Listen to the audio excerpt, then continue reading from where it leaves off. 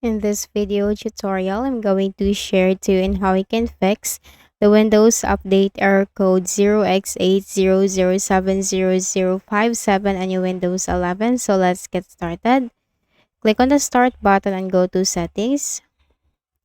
From the list of options on the left pane, click on Time and Language. Click on Date and Time. Make sure that you are in the correct date and time. So if you are already in the correct date and time, click on the Sync Now button.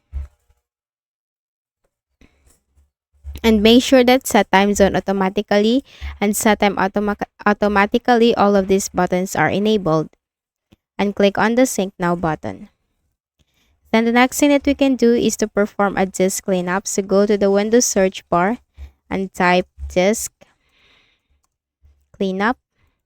Click on it under the best match. Click on OK for the Windows C drive.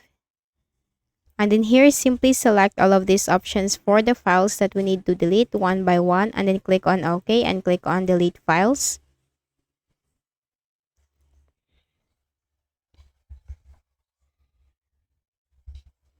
Wait for the process to be done.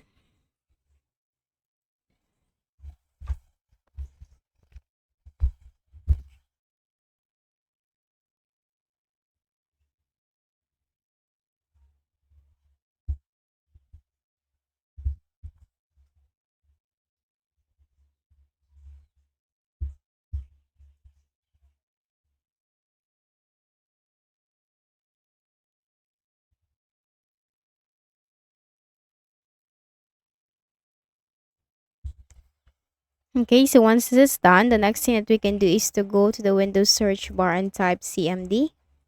Click Run as Administrator on the right pane and click on Yes.